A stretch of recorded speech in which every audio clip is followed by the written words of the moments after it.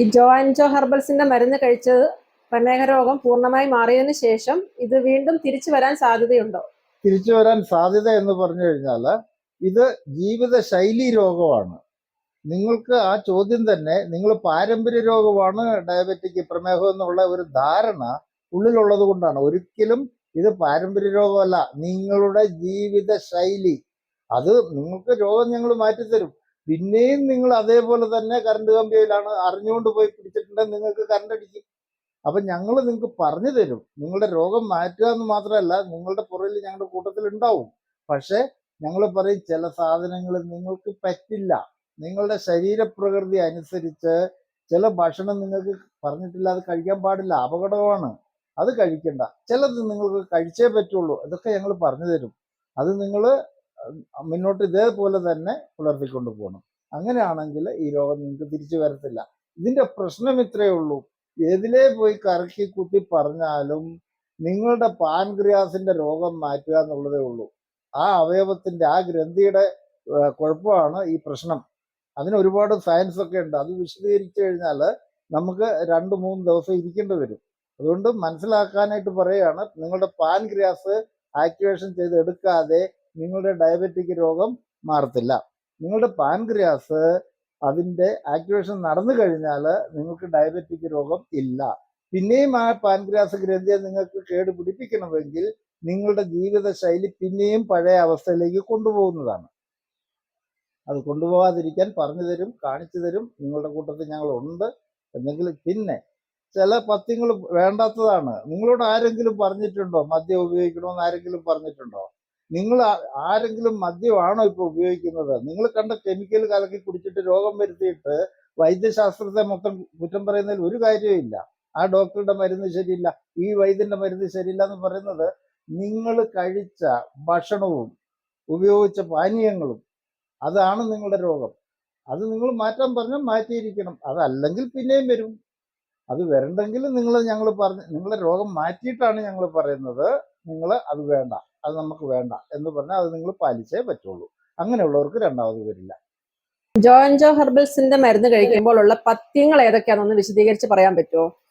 പഥ്യങ്ങളെ കുറിച്ച് പറയാം. പഥ്യം എന്ന് പറഞ്ഞു കഴിഞ്ഞാൽ ആദ്യം തന്നെ വൈറ്റ് ഷുഗർ, അതായത് പഞ്ചസാര മലയാളത്തിൽ, അത് പഥ്യമാണ്. അത് തൽക്കാലം ഒരു കാരണവശാലും അത് ഡയബറ്റിക് അല്ല, മറ്റു രോഗികളും കഴിക്കാൻ പാടില്ലാത്തതാണ്. എന്തായാലും ഡയബറ്റിക് പേഷ്യന്റ് കഴിക്കാൻ പാടില്ല. രണ്ടാമത്തെ പഥ്യം എന്ന് വെച്ചാൽ കാർബോഹൈഡ്രേറ്റ് ആണ്. കാർബോഹൈഡ്രേറ്റ് മനുഷ്യന് ആവശ്യമാണെങ്കിലും പക്ഷെ ഇപ്പോഴത്തെ ജീവിത രീതി അനുസരിച്ച്, ശൈലി അനുസരിച്ച് കാർബോഹൈഡ്രേറ്റ് ഓവറാണ്. കാർബോഹൈഡ്രേറ്റിനകത്ത് നമുക്ക് കിട്ടുന്നത് ഇത് അരി, ചോറല്ല. ചോറും ഇഡ്ഡലിയും അപ്പമൊക്കെ അരിക്കകത്ത് തന്നെയാണ്. അത് പറ്റത്തില്ല.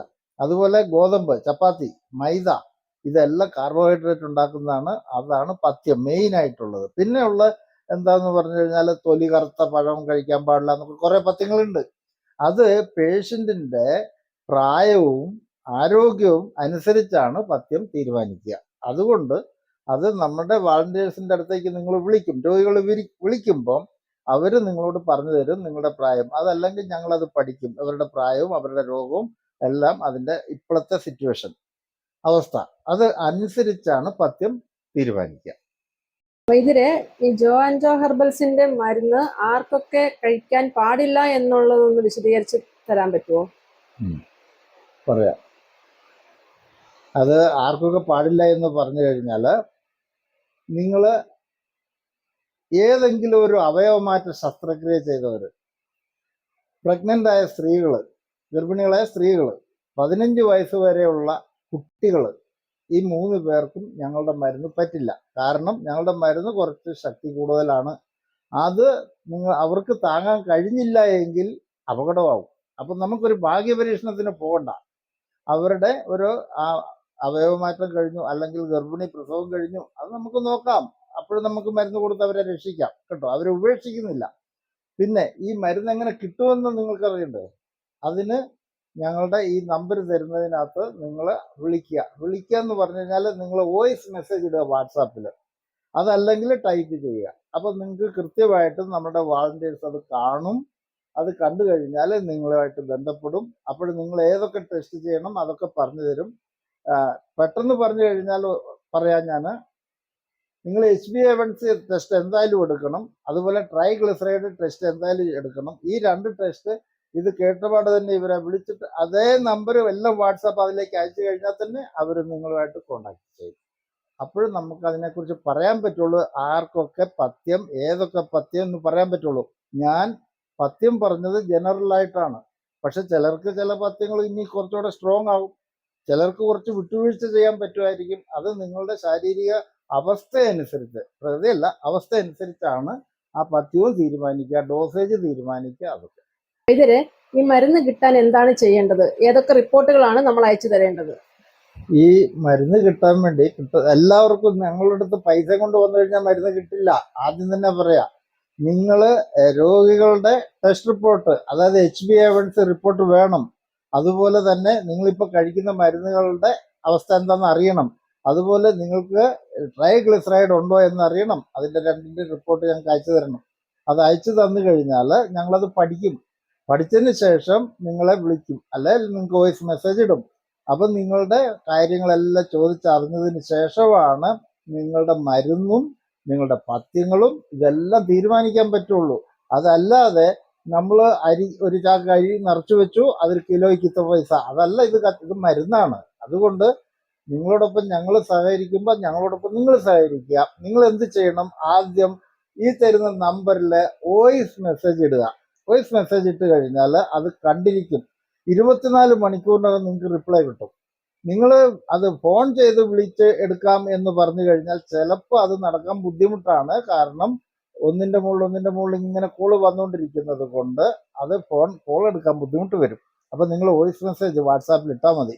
രണ്ടാമത്, നിങ്ങളുടെ ഇതിൻ്റെ കാലാവധി ഉണ്ട്, എത്ര കാലം കഴിക്കണമെന്ന് ചിലർ ചോദിക്കും. അത് ചോദിക്കുന്നതിൻ്റെ കാരണം നിങ്ങളോട് പറയാണ്, ചിലപ്പോൾ ഒരു 3 മാസം കൊണ്ട് നിങ്ങൾ രക്ഷപ്പെട്ടേക്കാം. അങ്ങനെ പെട്ട ചരിത്രവും ഉണ്ട്. 8 മാസം വരെ കഴിക്കേണ്ടി വന്ന അവസ്ഥയും ഉണ്ട്. അതിൻ്റെ കാരണം ഞങ്ങൾ പറയുന്ന ചില പഥ്യങ്ങൾ നിങ്ങൾ തെറ്റിച്ച് കഴിയുമ്പോൾ നിങ്ങൾക്ക് ആ റിസൾട്ട് ഡിലേ ആവും, താമസം വരും. അപ്പം ഞങ്ങൾ പറയുന്ന പോലെ ചെയ്ത് കഴിഞ്ഞാൽ പെട്ടെന്ന് നിങ്ങൾക്ക് രക്ഷപ്പെട്ടു പോകാം. എന്തായാലും നിങ്ങൾക്കൊരു 10-15 ദിവസം കൊണ്ട് നിങ്ങൾക്ക് ഈ മരുന്നിന് എന്തെങ്കിലും ഗുണമുണ്ടോ ദോഷമുണ്ടോ എന്നുള്ള കാര്യം അറിയാൻ പറ്റും. ആർക്കും ദോഷം വന്നിട്ടില്ല, ഗുണം വരും.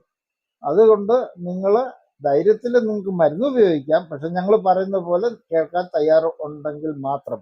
പിന്നെ ഇതൊക്കെ കേട്ടിട്ടാണ് നിങ്ങൾക്ക് ഞങ്ങൾ മരുന്ന് തരാൻ പറ്റുമോ പറ്റില്ല. കാരണം ഞങ്ങളുടെ മരുന്ന് കൊണ്ട് നിങ്ങളെ രക്ഷിക്കാൻ കഴിയില്ല എന്ന് ഞങ്ങൾക്ക് തോന്നിയാൽ ഞങ്ങളുടെ മരുന്ന് നിങ്ങൾക്ക് തരില്ല. നിങ്ങൾ 1 കോടി രൂപ തന്നാലും മരുന്ന് തരില്ല. കാരണം ആവശ്യമില്ലാത്ത ഒരാൾക്ക് ഞങ്ങൾ കൊടുക്കില്ല. അതാണ് ഞങ്ങളുടെ എന്താ പറയുക, ഞങ്ങളുടെ നിയമം അങ്ങനെയാണ്.